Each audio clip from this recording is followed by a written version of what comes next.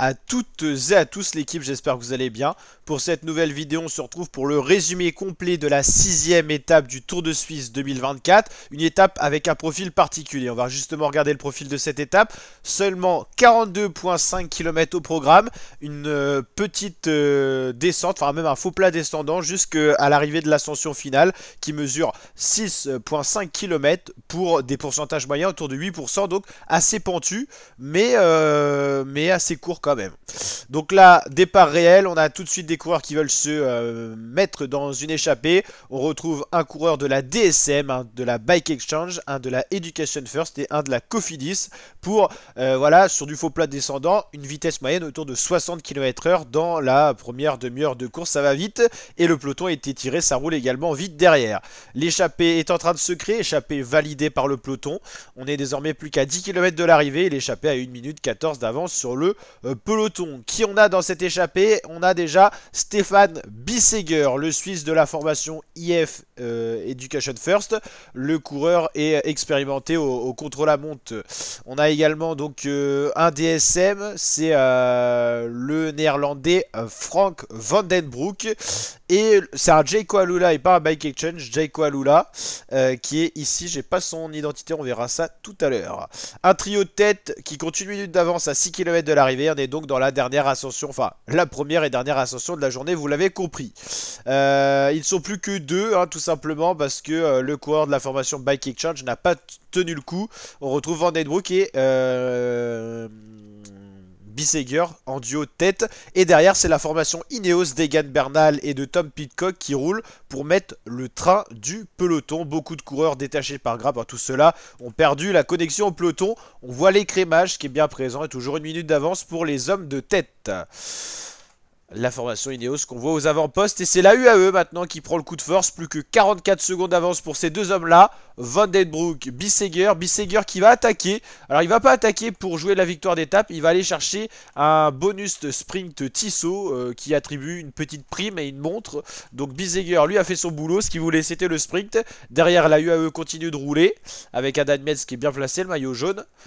Dans sa roue, Egan Bernal, on retrouve Félix Gall bien placé, Sergio Higuita qu'on aperçoit avec son maillot Bora, Bissegger se faire prendre, petite salutation, geste assez sympathique, Bissegger a joué les sprints, Frank van den Broek va essayer de jouer la victoire d'étape, même si ça sera compliqué, 58 secondes pour 5 km, tenir 5 km face au peloton des leaders, ça va être compliqué, une mission difficile, mais Frank van den Broek en tout cas résiste bien face à UAE, il en reste encore de la main d'œuvre.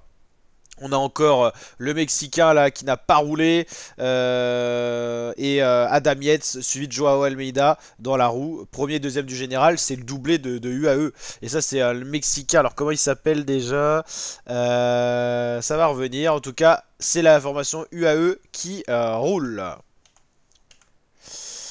Là, on voit des coureurs qui se font distancer, tandis qu'on a toujours Frank van den Broek avec 34 secondes d'avance. Alexei Lutsenko, il est à l'arrière du peloton, il est distancé par ce peloton UAE.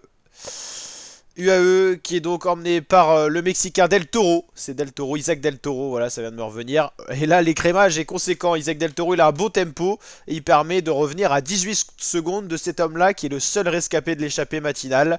Voilà, c'était Fall Dagger, le troisième élément de l'échappée. Donc, Frank van den Broek, le néerlandais, seul résistant de cette échappée. Bissegger qui a joué les sprints et Fall Dagger qui était le troisième de ce trio.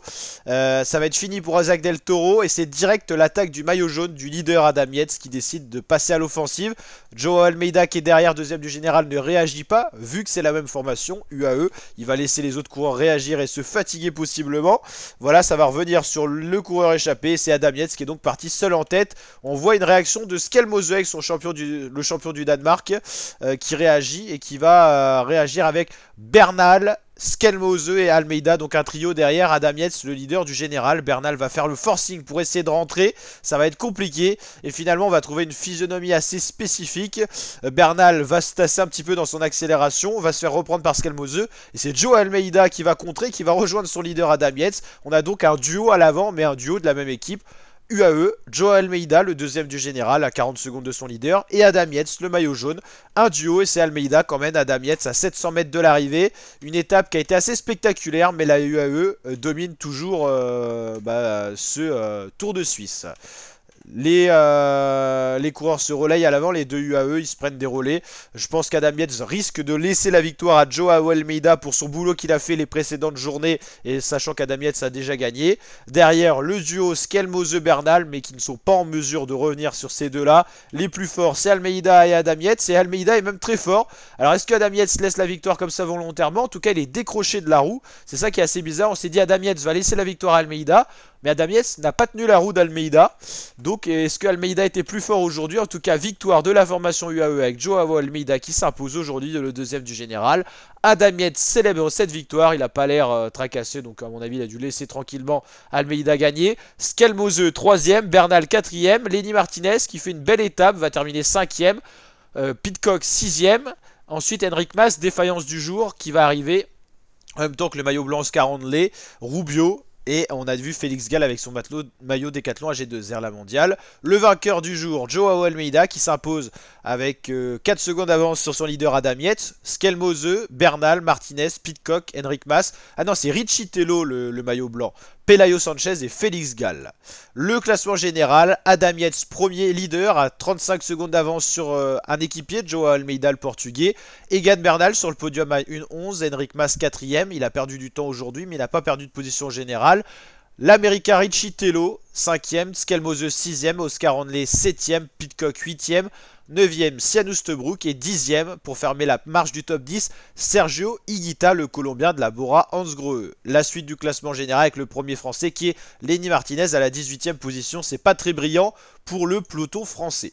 L'étape du jour c'était celle-ci, l'étape de demain la voici, ça sera beaucoup plus long, 118 km, c'est pas énorme une fois de plus, il y aura 4 ascensions répertoriées, ça sera une belle étape mais un format toujours assez court. Au Tour de France on peut avoir des étapes de 150-180 km en montagne, là il privilégie moins de 120 km pour les coureurs. Donc ça sera l'étape 7 de samedi, et dimanche on aura l'étape 8, la dernière étape, l'étape reine de ce Tour de Suisse qui sera un contre-la-montre, si je dis pas de bêtises, un contre-la-montre en côte 15 km 7 pour attribuer le nouveau titre du Tour de Suisse 2024. Voilà le vainqueur du jour. N'hésitez pas à liker la vidéo si elle vous a plu, le petit pouce bleu des familles, à vous abonner, activer la cloche. On suit également au niveau du sport l'Euro 2024 qui débute ce soir avec le match Allemagne-Écosse. L'Allemagne, pays organisateur, qui ouvre donc le bal de la compétition. Ça sera le seul match de la journée. Vous pouvez retrouver toute l'actualité Euro sur ma page de pronostic. On suivra en parallèle bien sûr tout ça sur la chaîne. Donc n'hésitez pas à rejoindre la page de prono. Je vous mets le lien en description, plein de cadeaux et de lots à gagner, rien qu'en étant inscrit. Bien sûr c'est gratuit, vous inscrivez et si vous faites au moins 2-3 pronos, vous avez au moins un point, vous pourrez tirer au sort pour gagner de nombreux cadeaux. Ils sont indiqués sur la plateforme, je vous laisse aller checker tout ça. On est pour l'instant une trentaine, c'est pas beaucoup mais on a eu la plateforme assez tard. Au final on a une semaine de promotion, donc n'hésitez pas à rejoindre en masse, à partager à vos amis, à votre famille.